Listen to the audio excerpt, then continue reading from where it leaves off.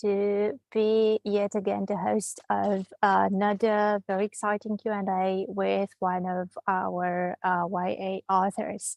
Just as a tiny reminder, if you signed up for this Q&A or you're just following it via live stream on Facebook or YouTube, this means that you are watching FestivalYA, a very nice co-op between Cărturești bookshop chain and a couple of the most exciting publishing houses in Romania, all great places that publish great YA books.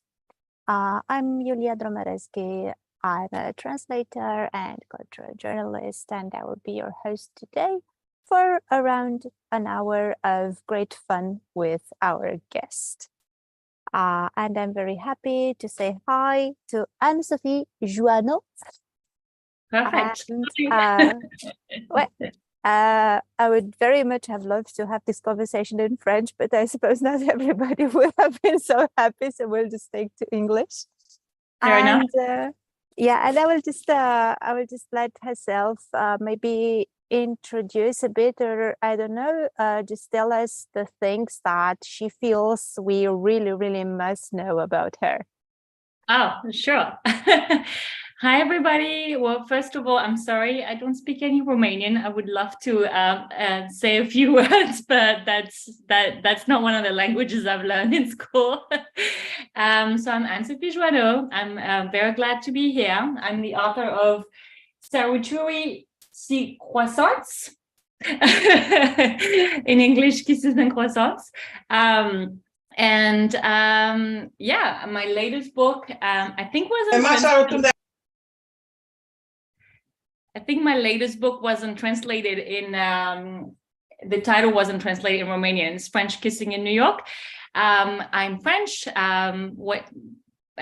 What you might not know about me is I lived around the world for most of the last 15 years plus 20 years. And I've been in New York City for about 12 years. So I live here with my Australian husband and our American cats. That's me in a nutshell.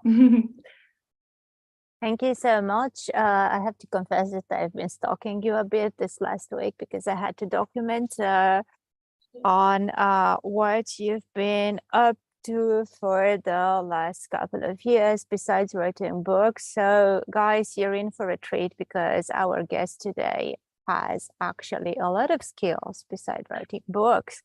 So I actually noticed that she also works as a copywriter. She's also extremely creative in terms of planning communication strategies for potential customers.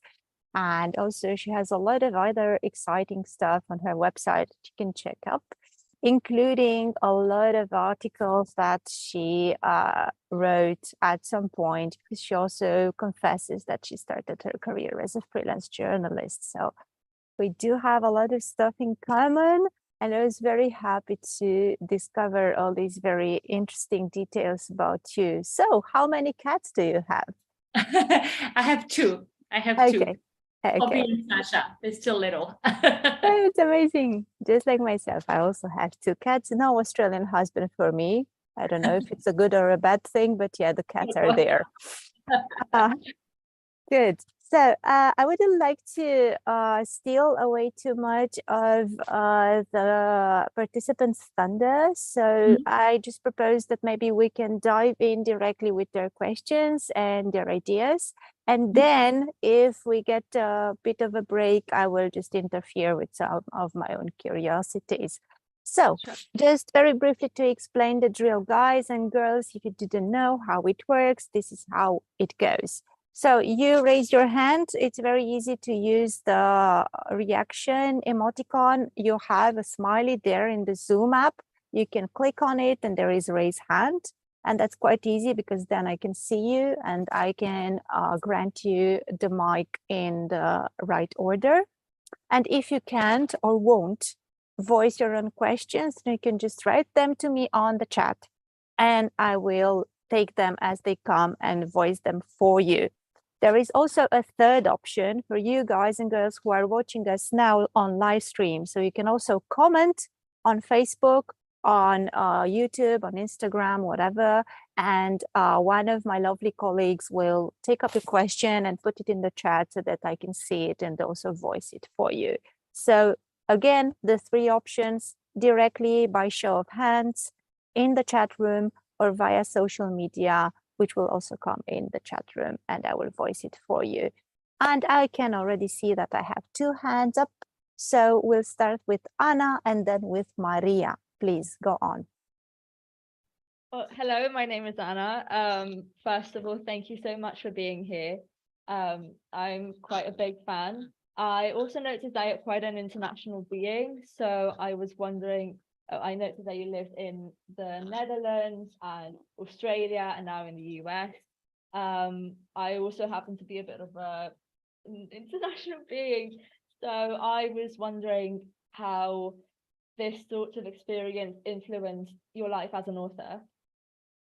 That's a great question. Nice to meet you. Thanks for being here. I mean, I think it just really shaped me as a person, you know, and I think it's so funny because I don't think I can differentiate my writing from my person. You know, you take all of your feelings and all of your personal experiences and somehow, you know, even in small bits, they appear in your writing. So I think for me, definitely, you know, after I finished, I graduated from university in France, I moved to Amsterdam, as you said, and then Melbourne in Australia, and then New York. And I think it's just like meeting people from around the world, having very different work experiences, all of that has really influenced who I am. And it just made me very curious about the world and different cultures. And I think it appears, it appears in my writing without me really having to consciously think about it, if that makes sense. It's just kind of who I am. Yes, it definitely makes sense. Thank you so much. And I do have a second question. What do you find might be some obstacles when writing romance? Oh, that's a great question. I think there's a little bit of a formula to romance. You know, I think the die-hard romance readers expect a happily ever after, but also as an author, you know that an interesting story has conflict, right? If the characters meet and fall in love and everything is perfect, then it's not a, you know, it's sweet, but it's not an interesting story to read.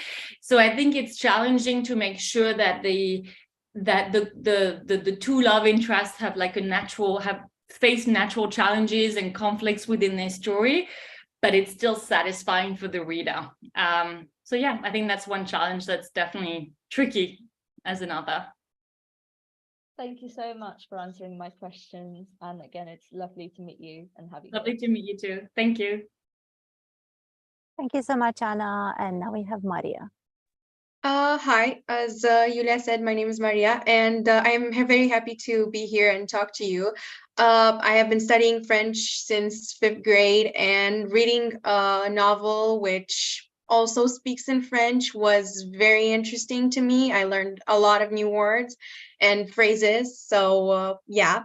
And I would like to ask you, though it is a little bit of a spoiler for those of you who are watching and have not yet read Kisses and Croissants, do you think that at the end, when Louis and Mia have their accident, there could have been any way to avoid that? I mean, it was very sudden, so it came out of nowhere, and I'm having a little bit of a question there. I understand. I know this has been a sticky point to first, hi, nice to meet you. I know it's been a sticky point for a lot of readers. I think it's this question really perfectly ties back to the question just before, because I think this is what I mean when I say as an author, you have to find conflict and you have to find ways to make the story interesting. You know, I believe that once a book is written, it is written as it is. And it's perfectly okay for readers to have their own experiences, their own feelings. Every feeling is valid. For some people, it didn't work. That's totally fine with me. I do not agree that it came out of nowhere. I think for me, I felt the story go there because, you know, as we know, like Mia's ballet career really rests on her being very athletic and very dedicated to her craft and very, single-mindedly focused on just performing. And I think throughout the book, without giving too many spoilers, there are many times where she's distracted and she's pulled aside by Louis, by the family mystery. And I think for me, the plot point that you talk about is kind of a combination of this is what can happen when you have a dream and you stray from it. So I know that that's not, it's totally fine if that was jarring to you and that didn't work for you. But I think for me, it was more of it was symbolic more than just an accident, if that makes sense. Yeah, thank you. It makes sense. I kind of saw it coming, but still it was a shock when it happened. And a second question would be, do you think she would have gotten in ABT if the accident hadn't happened?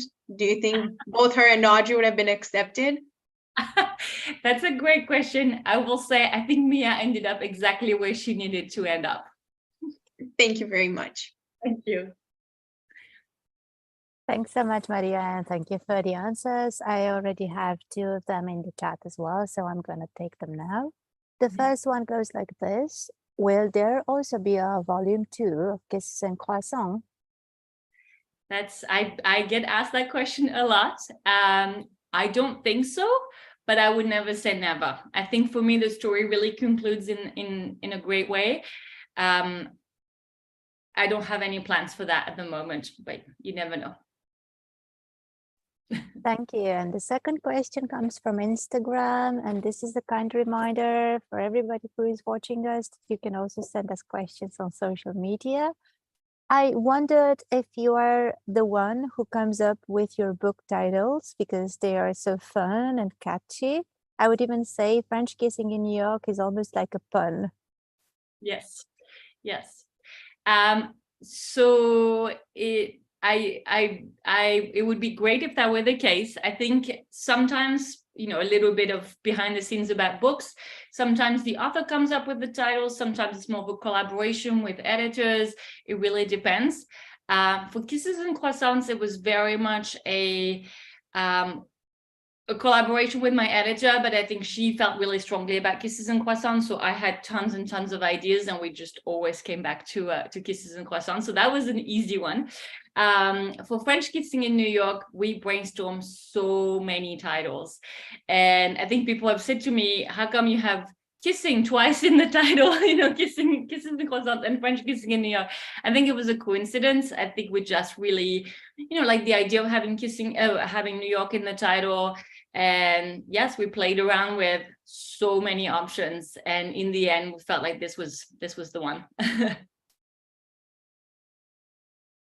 Yeah, to be honest, if you ask me, I first thought that the 2 books were connected somehow because of the titles. I've heard that before. I know they're not. I mean, they have a similar spirit, right? But yeah, that's true. That's true. The vibe is there in both of them, I think. I can also see that Bella has a hand up. So if you'd like to ask now, please. Hi. I'm so excited. Even at the moment, it is very difficult for me to control my emotions. Kisses and Croissants was the most beautiful and sweetest book I have ever read.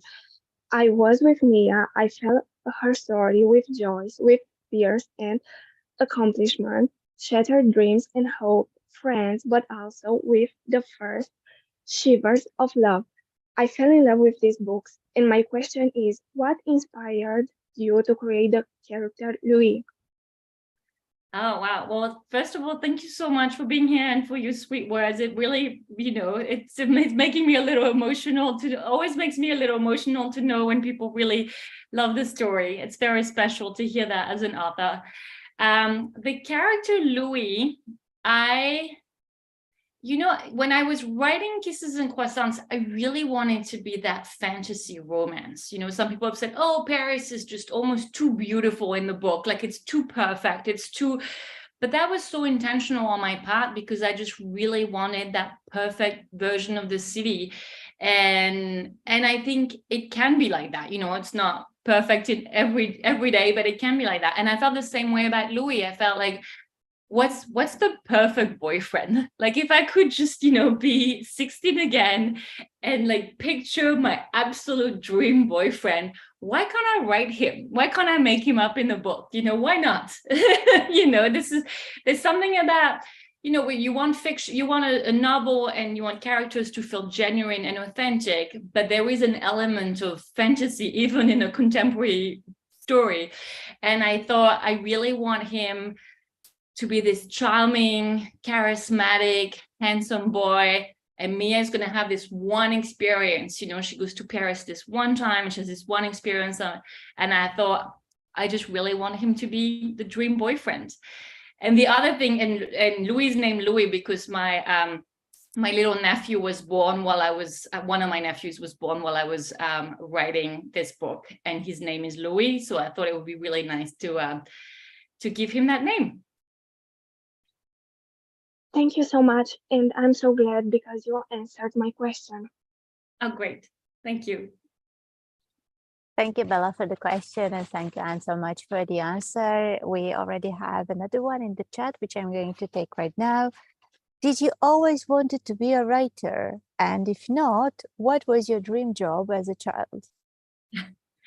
Great question. I did always want to be a writer. I didn't think it was going to be a job necessarily, but I think I was always drawn to stories. I was always drawn to writing. I think I always felt like the first time I ever sat at a computer, all I wanted to do with it is open, a blank page and start writing things, like just a random story.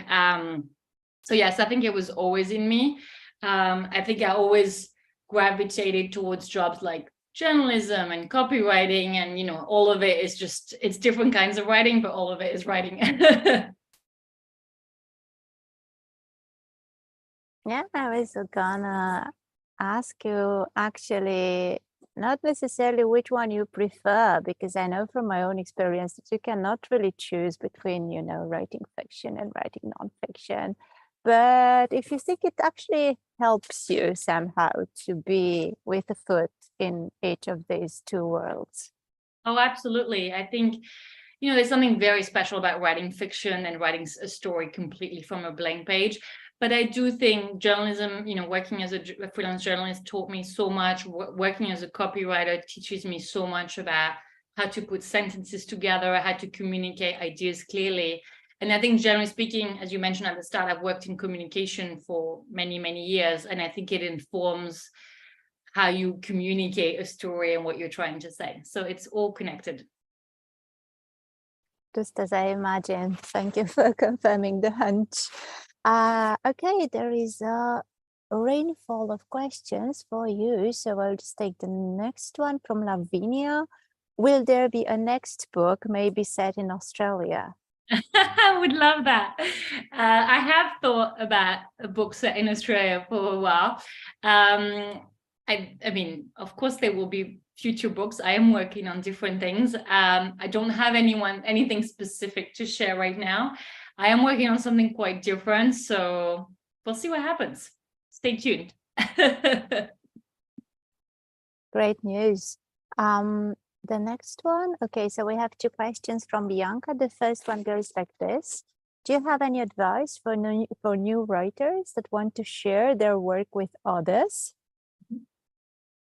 Yes, absolutely. I think, first of all, I always love to hear that people are writing. I think to me, it just brings me so much joy. So I'm glad other people, when other people explore that as well on their creative side in general. I would say when you share your work with others, there's a couple of things. I think it's great to share your work. You need feedback. You can't just, it's not something you can't finish a novel all by yourself. I mean, you can, but I mean, at some point you need the feedback of others. I would make sure that by the time you share it, you feel really good about it and you feel like it's as far as you could take it on your own. Because if you're not used to getting feedback, it can be a little bit challenging. It's a part of you that you're sharing. It's very intimate, I think. And I think you want to make sure that by the time you share it, you feel comfortable. You feel comfortable with putting it out there. Don't share it too soon. even if friends are like, oh, show me what you're writing, just this is your project, it's on your own timeline. And then I would say when you do get feedback, just really remember that this is your story. It has to be told the way you want it to be told. And try to listen with an objective ear, which is very hard to do, but try that. And then sit on it for a little bit and just take what you want and discard what you don't want. You're the captain of the ship here. So you get to do whatever you want to do. Really love the metaphor here, and thank you for the,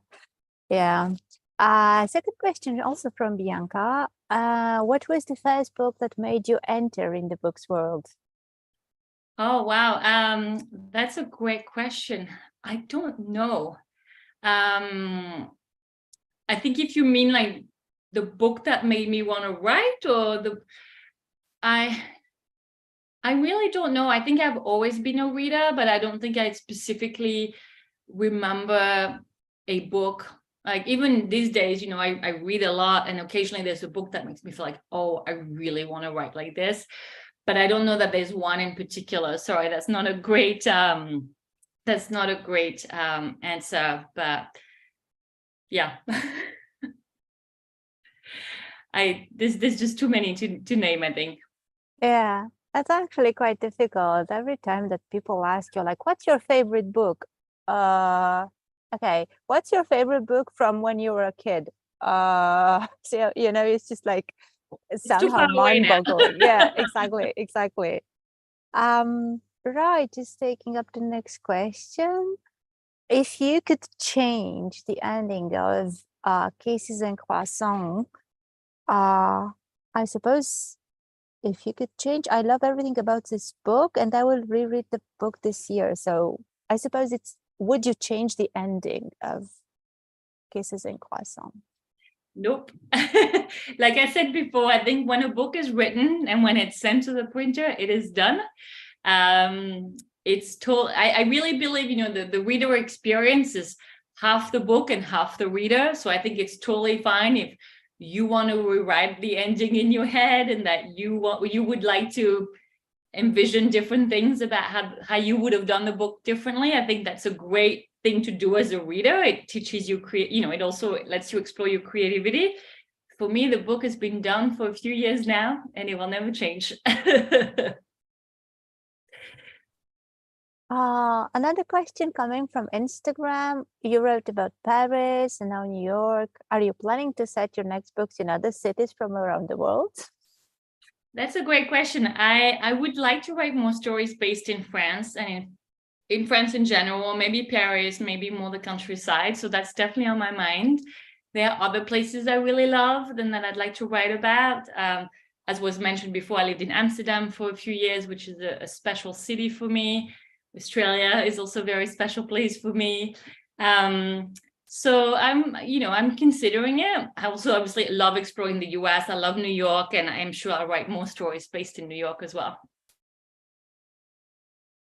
I have actually an extra question for you, because, you know, there is this thing about Americans being quite fascinated with France and, you know, this whole glamorous thing, and you have to visit Paris and you have to go to Bretagne and you have to do this and to do that.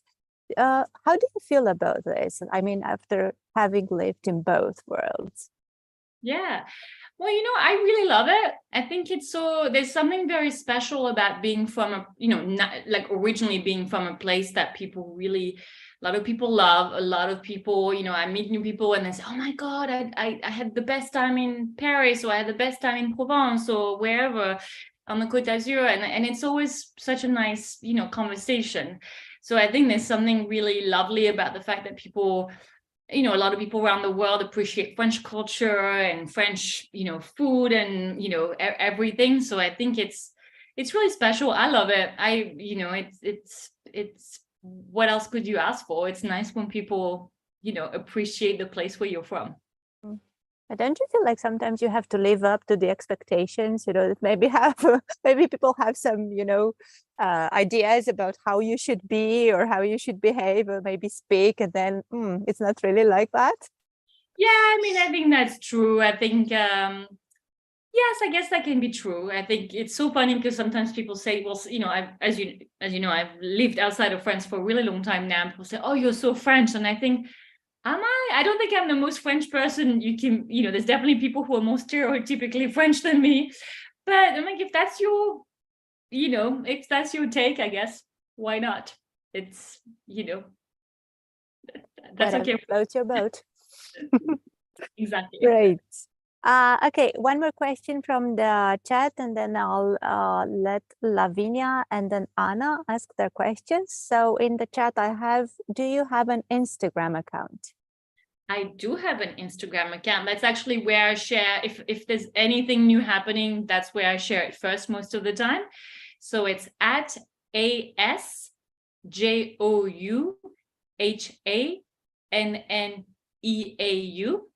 And I go back and forth, you know, sometimes I'm working hard and I'm not on Instagram a lot for a while, but I usually, that's where, if I'm on social media, that's where I am. Thank you. So guys, you have it in the chat. You can follow it starting now. And now I'll just let Lavinia and then Anna ask their questions. Go on. Hello, I'm Lavinia from Nemira Publishing House. We chat a little bit on mail. Thank you for being here. And I read the two books that we have translated. I love them. And I was curious about Margot and her character. She's such a strong young adult. And I was curious about your inspiration for her. Yeah, that's a great question. It's nice to meet you finally after. It's, you know, I think Margot is maybe, I think she's more based on me than Mia was. I think I was also, you know, very young when I moved abroad and very determined to make my own way through the world. And I think I really, you know, I'm very conscious about how I portray girls in fiction, especially, you know, teenagers, because I think to me it's so important to lead by example and to have characters who are, you know, dedicated and passionate and strong. And I think, you know, that I'm very wary of cliches, especially in a romance where it's like, oh, it's all about meeting the boy, but it's never just about meeting the boy, you know, like I'm a romantic at heart. So I think, you know, I'm interested, you know, like I'm interested in the romance. So you know, I definitely write for readers who are interested in the romance. But it's just so important to me that they have, that my characters, my female characters have dreams and aspirations that are way, way beyond, you know, finding a cute boy. Yeah, and I love that. I love Margot for that. I don't have a second question, but as a little spoiler for French Kissing in New York, guys, you'll read about a really nice cliche there, and you'll love it. When is it coming out? I don't think I know the date. It's out. I don't have it on me, but it's out. Okay. We received it this week, and it's the most beautiful cover. It is very beautiful. Love it. Yeah, I love it. Thank you. Thank you, Lavinia. And I will just use this as a tiny reminder that you can order the book. Yeah, so it's on the publishing house's website, so you can go there, check it out, click on it and order it now, because as Lavinia just said, it has a brilliant cover. Trust me, I received it yesterday or something like that. This is the US version. Yeah, it's the same. Yeah, it's the same. Yeah, it's amazing. I love it. It's very, very colorful. I also like it a lot. Anna, please go ahead. Okay, yes. Hello again. I had another question pop into my head as a student studying to become a journalist. I was wondering if you found any similarities between writing, you know, as an author, as a novel author, and writing as a freelance journalist, and maybe your journey into journalism. Yeah, I mean, there are a lot of similarities. There are also a lot of differences. I think in the similarity side, I mean, what I brought to it is a lot of words and sentences and rhythm, you know, and I think obviously as a journalist, your job is to report facts or to report on something specific, and that's obviously extremely important. but I really, really believe in the power of a story well told. And I think those two skills really transfer from one to the other. I think as a journalist, what was always easier is you're writing a short article and you're usually on a deadline, which is a very, it's very different when you write novels. But I think it's a great training ground for learning how to figure out what are some important facts and details that you can add, because stories are really so much about the little details. And I think that's so true in journalism. I think depending on how you craft your story, whether it's fiction or nonfiction, you're taking your readers on a journey, and it's really up to you, the writer, to figure out what are some details that I can put in sentence 1 that will lead them to sentence 2, and so on and so forth till the end. And I think that sort of mindset applies to anything you write. Thank you so much. Thank you. Thank you, Anna, for the lovely question. I have another one coming on the chat, and it's from Sophie. Yeah, because we have another Sophie. And she's asking if you notice your fans on Instagram. Oh, yes, I do. I do read all my DMs. I try to respond to most of them. If sometimes, like I said, sometimes when I'm really busy, I don't check them as much for a few weeks. So if I receive a DM during that time, I may not, sometimes if I don't respond right away, a few weeks later, it's kind of fallen down the list. I do appreciate all the comments. I love seeing pictures and videos with my books. I always notice the love for kisses and croissants, and I love seeing more and more about French kissing in New York. So in the US, it only came out a few months ago. So yeah, I do notice. And I don't, I think it's important to leave readers have their own experience with the book. So I don't always interact. I think especially when people are writing their own thoughts about a book, I think it's important to leave them be in their own space on social media. But of course, I love it. I always enjoy having interactions with readers. Thank you. Since now we have a bit of a break, I was also curious to ask some questions of my own. And namely, since I said that I would have very much loved to have this conversation also in French, I know that you published a lot of books in French as well. Yes. And they're actually out at a very well-known publishing house from France, which I very much appreciate. And there's a 5-book series, which is fiction. And there are a lot of other books written particularly for teenage girls, as far as I understood. And I was able a bit to dig online. So I was curious about it. Like, how do you feel about it? How were they received in France? And I don't know, do you still do it? Do you miss it if you're not doing it? So how is this going? Yeah, that's a lot of questions. So I had the pleasure of working. It's okay. I'm gonna try to remember them all. I had the pleasure for several years of working, as you mentioned, with Flores, which is a well-known children's literature publisher in France. I started writing nonfiction. My first book I did with them was a guide to fashion for teenage girls, which I love so much because, that's a passion of mine, and I love writing. I love clothes, and I love fashion, and I love writing about it. So that was a really fun book. I wrote a lot of books of like personality quizzes, which were actually really, really popular. And that's why I wrote one. And then, it got, they kept being popular. So I think in the end, it was a few years ago now, I think I wrote 4. And they were very well received. And it's always fun to, I think teenagehood is such a complicated time in life where you have all these big feelings, all these big changes, so much going on with school, with relationships, with planning for your future, that I think for me, if I can do anything to help make life a little bit sweeter and to bring a smile to any, or a little bit of comfort to anyone, I really love being part of that experience. I did write under a different name a novel series that turned out to be very popular and well received. I don't think it was ever translated in other languages. My nonfiction books were. I don't think Romanian, but they were translated. A lot of them have been translated in quite a few different languages. But yeah, it's been an amazing experience. I do believe writing, it's just like everything else. The more you do it, you get better at it, and if you feel more comfortable with it, the more you do it. I am no longer working with that publisher only because I ended up being busy with other things. Kisses and Croissants and French Kissing in New York kept me really, really busy. And I think since I've been living in the US, I wanted to write more in English and publish more in English. So doing both at once, was a little bit too much. I do hope to write in French again. And I am working on a couple of things, but we'll see what happens. Thank you. See, you remembered everything. It's working.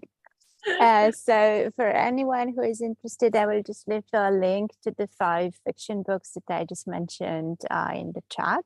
And while I do that, we also have Joe and then Sophie waiting to ask their questions directly. So please go ahead.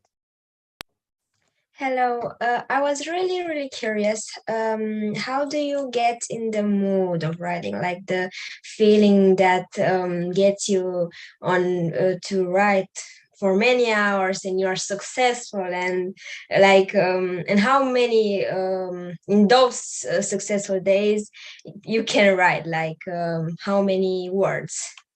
Yeah, great question. So I think the answer is different if you're just writing for fun or if you have a deadline for a book that your publisher is waiting for.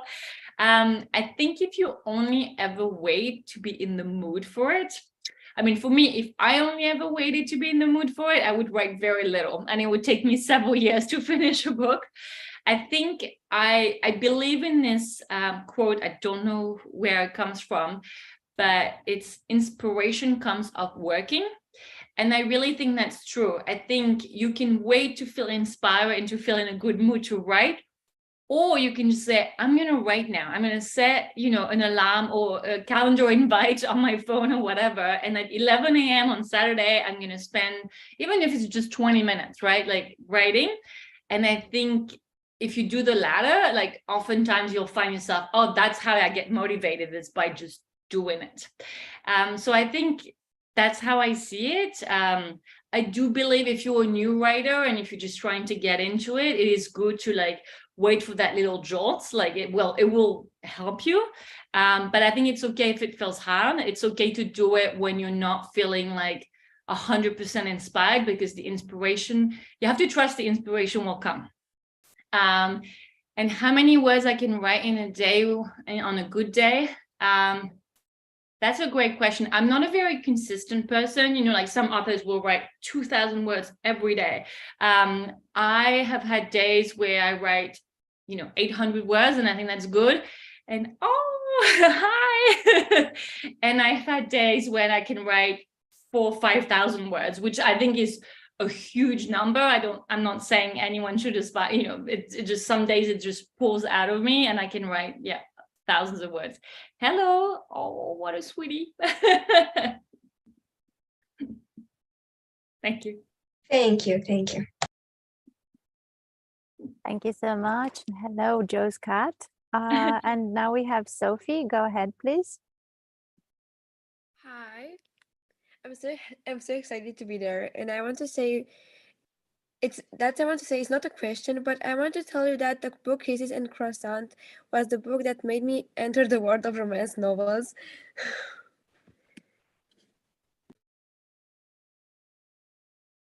That's great. I love to hear that. I hope you found many other books to enjoy after this one. Yeah, it was. Great. That's great. That's great. 63 after. Oh, wow. Well, there's always, the great thing about the world is there's always more books, and there's books for everybody. So I hope you'll read French Kissing in New York as well. I love romance novels, so I'm glad you enjoyed them.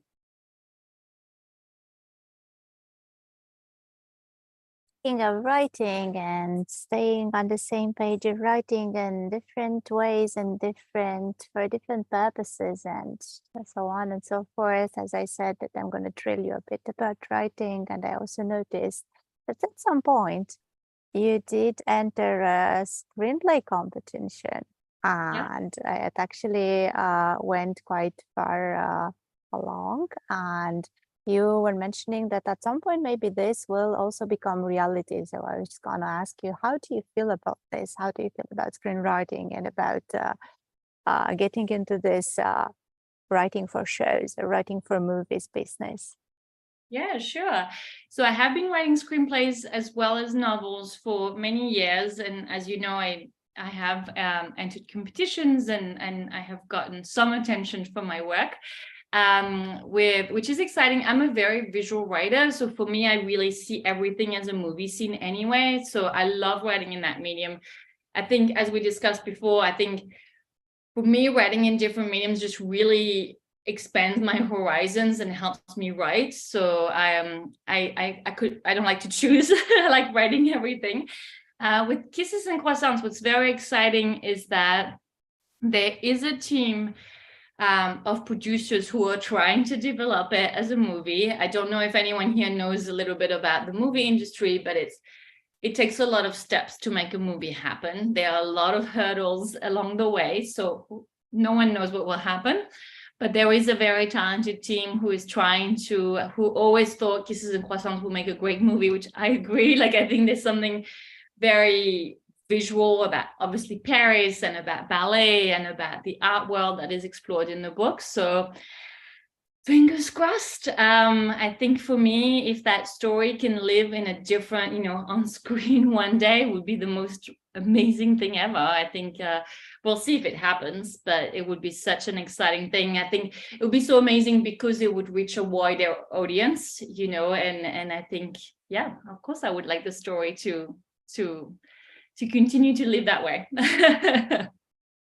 Yeah, fingers crossed, actually. I was just browsing a bit again the info that I got on you, and I keep noticing that you have this fashion coming along every time. Like, it doesn't matter if you say you're copywriting or if you say you're pitching a screenplay or anything else. So is it like a huge hobby of yours, or how did you come to be that interested in fashion?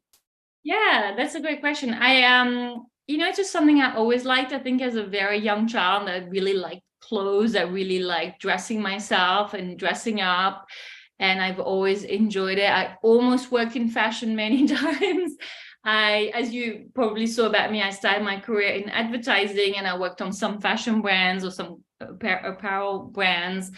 And I think it's just such an interesting mode of self-expression. And it's such a creative outlet in general, not just for me, but like for so many people, how they choose to present themselves to the world every day. I think it's it can be such a creative outlet. And I find it fascinating because I think there's a bit that vision that art has to be very special. It has to be award-winning. It has to be hanging in a museum. It has to be all of that. But I think I'm more interested in everyday art, and I think and art on the street. I love street art as well. I think for that reason, I'm just kind of always interested by like just the everyday casual art. And I think to me, like putting together outfits is kind of part of that. Yeah, that's amazing. Now we're on the same page, actually. I mean, after studying art history for 6 years, I feel like I'm fed up with, the classics and everything that should be considered as art. And I really enjoy like seeing a mural there or seeing a nice accessory over there and just appreciating it for what it is. You got another question in the chat, and it says, how did you decide to write about ballet? It's a great question. So I'm not a dancer. I'm not a ballerina. I think I just really, when I was thinking about Paris and about art, I just really wanted Kisses and Croissants to be this world of like whimsy and a little bit timeless and a little bit classic, and like I said, like kind of beautiful in a whimsical way. And when I thought long and hard about what was Mia going to Paris for, and of course it could have been like a simple like study abroad. There were loads of options, but I think I liked the idea that the opera building in Paris, if you don't know it, Google it. It's just like the most beautiful building with this ceiling painted by Chagall, And I just thought there's something, you know, obviously the Degas paintings that feature very heavily in the book. I just thought there's something just so romantic about ballet in general that I felt like it really fit in the world that we would, you know, I was trying to create.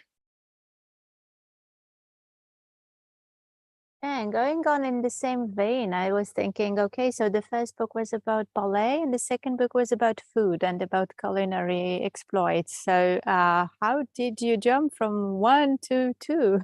That's a great question. I think food is way more of a direct passion of mine.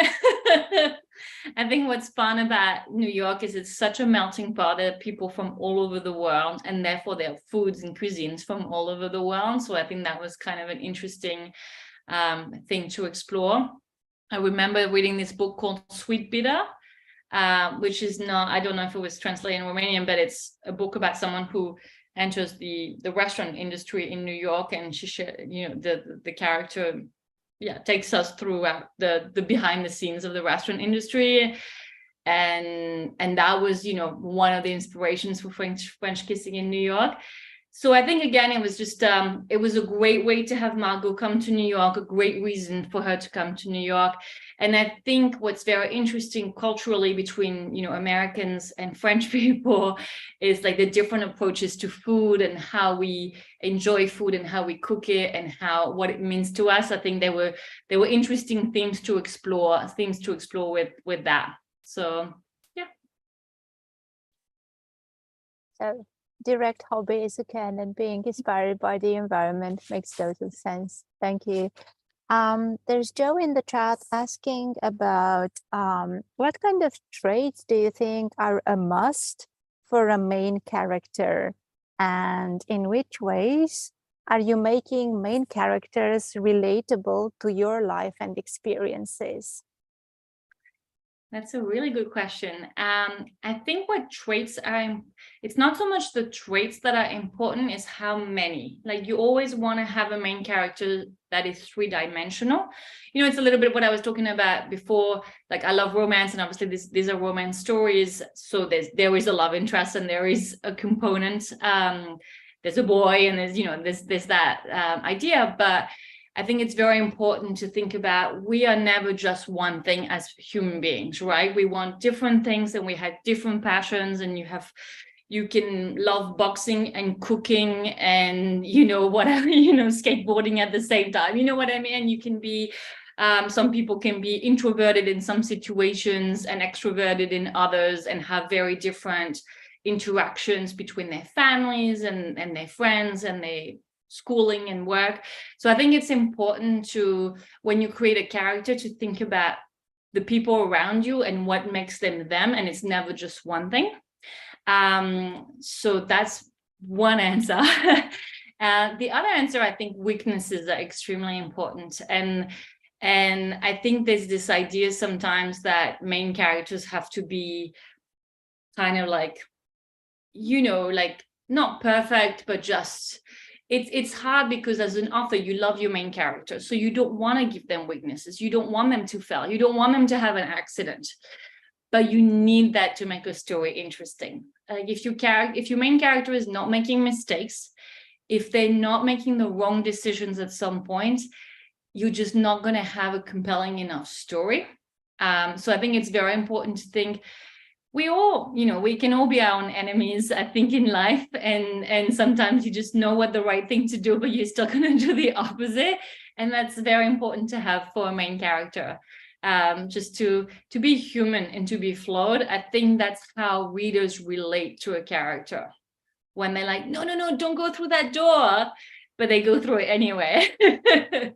And I think I forgot the last bit of the question, sorry. It's in which ways are you making your main characters relatable to your life and experiences? Got it. I think for me, that's an unconscious process. I don't really think about how I want them to relate to my experiences, to myself. It just happens because that's what I know, and that's what, you know, I infuse my characters with that, but I don't think it's conscious. Thank you. And since you're talking about characters, be they main or not, I was quite curious if you have any, I don't know, famous tropes that you like or that you enjoy writing or even reading about. Yeah. There's many. I love, and I know this is one controversial, but I love some kind of love triangle, which I guess, spoiler alert, there's a bit of that in French Kissing in New York. I just always love the idea of like being the push and pull between different people and coming back to, we all have different facets to our personalities. I think there's not just one right person for, like one right love interest. You can be attracted to two very different people. Two different sides of you can be attracted to two different people. And I think that kind of makes a story interesting. I love secret romances, which I think there's a bit of that in Kisses and Croissants. I love like forbidden love or romances that, start in the shadows for whatever reason. What else do I love?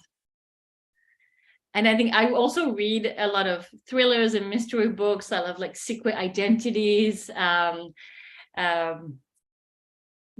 Like people pretending to be different people. There's a lot. I'm not sure. I could keep going, I think, but that just to give you a few. But what do you actually do when you want to relax? I mean, your whole world seems to be revolving pretty much around writing, reading, researching, doing this kind of things. But whenever you want to escape a bit, like, do you have anything you like to do besides eating? Okay, I got that. And being interested in fashion and street art, I also got that. But those aside, do you have any, like, I don't know, any other secret hideouts? So all the things you mentioned take up a lot of my life. I do find reading very relaxing. I watch a lot of movies and a lot of TV shows. I think being in stories is relaxing to me, and I love those things. About a year ago, I started doing improv theater. So I really, really love doing that. I go to like an improv club in New York and take classes, and sometimes we perform, and it's really fun to me. I did drama classes when I was younger, so I really like, this has been really fun experience for me. What else? I do Pilates. I love doing Pilates. I find it very, it's not just like a workout for me. It's very meditative and it makes me feel really good. I love, I've been in New York for a very long time, but I think what I love about the city is there's a lot of different neighborhoods with their own personalities, and I love walking around and exploring the street art and the coffee shops and watching people watching is really a great hobby in New York to have. There's a lot of that. There's a lot to see. What else? Hanging out with my cats. I like that. I was fishing for that, actually. Thank you for mentioning. I mean, but that's a given. You know what I mean? That's why I have the door closed behind me, because one of them would definitely be here right now, and she would like roam around my laptop, and you would see my laptop go like this. So I have to keep them out. But as soon as we hang up, I'm gonna have to go and hang out with them. Yeah, makes sense. I mean, you have to compensate so much time away. What are you doing? Exactly. Right, so I'm just going to take this moment just to say that the cats won't be sad for too long, because we have maybe around 5, maybe 7 minutes more in the company of Anso. So please, by all means, if you have anything else that you have thought of in the meanwhile, if you have any final questions like itching right now, or if you have anything else that you'd like to say to Anne now directly, you have this opportunity. So I'm just gonna leave you for 30 seconds, maybe 1 minute. I want to see hands up, or I want to see things in the chat room, because time is flying, because we're having so much fun. But I would really love for you to have the opportunity to communicate directly with the author. And I already see Maria, so I'll just ask her to go ahead. I just wanted to say that you look exactly how your books feel. if that makes sense. I mean, you are very beautiful and your books are just as well. So it makes sense that they are your pieces of work. Thank you. That's all. That's very, very sweet. And I like that. I like that. I feel true to my books. I like that. Thank you. Thank you so much, Maria. We also have 2 questions popping in the chat. The first one is, what is your favorite movie? I saw that pop up and I was thinking in the background, and it's such a great question. One movie that has always stuck with me is The Lives of Others. I believe it is a German movie. I'm not 100% sure. I haven't watched it in a very long time. Yeah, it is. It is. Das Leben der anderen, yeah. Yeah, it's such an amazing, it's very different from my books, but it's such an amazing story with so many twists and turns, and it always really stayed with me. I love The Talented Mr. Ripley as well. I was talking about mistaken identities, and I'm always I love those kinds of stories. I mean, it's very cliche, but Amélie, when I thought about the Paris of Kisses and Croissants, and I thought a lot about Amélie, because it's a very fantastical version of Paris, but to me it's as real as the other versions, so those are 3. I think that I could keep going. I have a lot of favorite movies. But those 3 come to mind. Amazing. Thank you so much. Then we have from Bianca, what are your cats' names? It's Sasha and Poppy. They're about 1.5 years now. They're almost 2 years old, actually. Cute. We have one from Sophie. Will Kisses and Croissants be a movie? Well, we talked about this a little bit earlier. I'm crossing my fingers. It's in the hands of a great team. All we can do is post about it on social media and ask for the movie to happen, and maybe we'll manifest it into the world.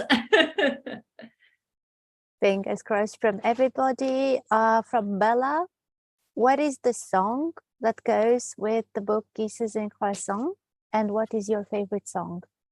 Oh, wow. Okay, that's a very hard question.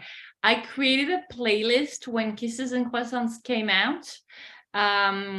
And I have maybe 10 plus songs in it. I think I share it at some point on Instagram or my website or something. And now I am completely blanking on what the main song from that playlist is. There is it's very cliche, but there is an Edith Piaf song that comes through the book. That's the one that comes to mind.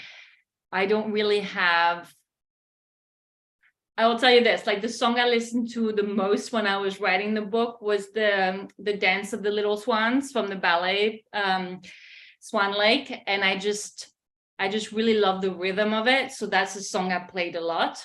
But I also really like modern dancing songs, I don't know if you know the singer Stromae, who is Belgian, who has this song about dancing, who I really like. So I like a little bit of hip hop and rap, and and I think I kind of even though that's totally not in the book, I kind of listening to that in the background. I love contrasts when writing, so that was also part of the songs I listen to. But sorry, I don't have a specific one right now that's really jumping out at me.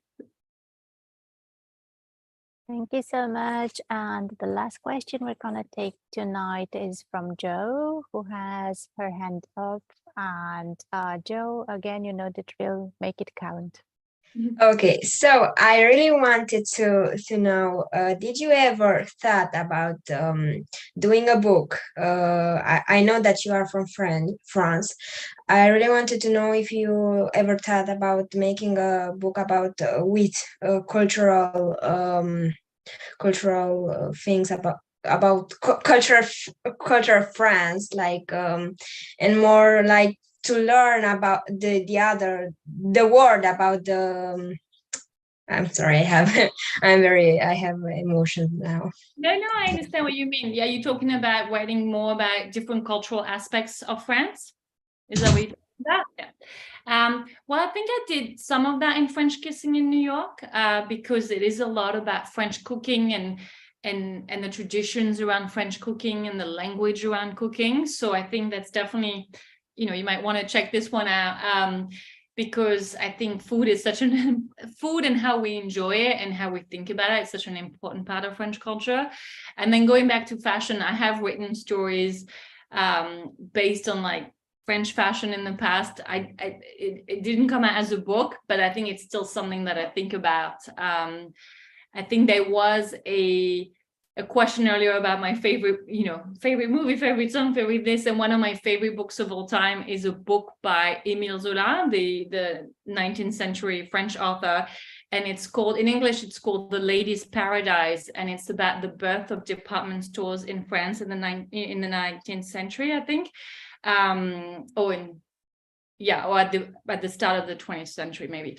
And anyway, and that's a lot about fashion and clothes and fabrics and all of that. And to me, that's such a part of French culture as well. So that's something I like to explore, for sure.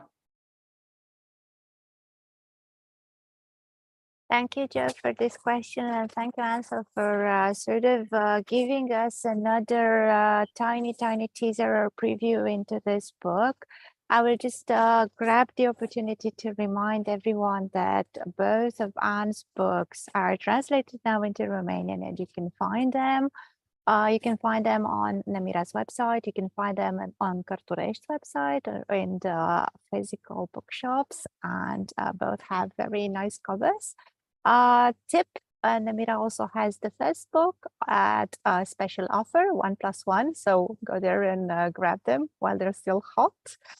And just to end this very lovely conversation in a very fashionable manner, I would like to ask Anne if she could just send a tiny message to her readers in Romania. Anything that pops in your mind that you think could end this lovely Q&A in a nice way. Of course. Well, first of all, I want to thank everybody for joining, whether you were live here or on Instagram or on social media asking questions. It is really such a fun part of being an author, to interact with readers and to hear that people are reading the book, because I know it sounds obvious, but you write a book and you never know who or how many people or when they're going to read it. So it's very, very exciting. I have loved my Romanian readers. I think you guys are so creative on social media. I see beautiful pictures and videos. I love it. For little funny stories, some of my really good friends in New York are a Romanian couple. And so they've been in New York for a while, and I became friends with them, and anyway, it makes me feel very cool. It makes me look very cool to say when they come over for dinner, I'm like, look, this is my Romanian novel, and I can't read it, but they can. So thank you for making me look cool to my friends. And yes, I appreciate everything Nemira does. I see all your beautiful work, and it's so lovely how you're promoting my books, and I'm very appreciative of that. So thank you for inviting me. Thank you for everyone for joining, and all the questions were really great. I appreciate it. Thank you so much for having the patience, and we also thank the cats for being patient and for putting up with us and our antics. So once again, in the name of everybody, huge thanks to you, Anso. You're amazing. And here's hoping that we will meet each other soon again with any other opportunity. And guys, don't forget, guys and girls, go and grab the book, read it, write to her. You have her Instagram. DM her, tell her how much you loved it, and then she'll be able to say that you're cool again. So that was pretty much it. Thanks for being such a great moderator as well. Anytime. Thank you. So everybody have a great evening/day and enjoy this Saturday. Bye.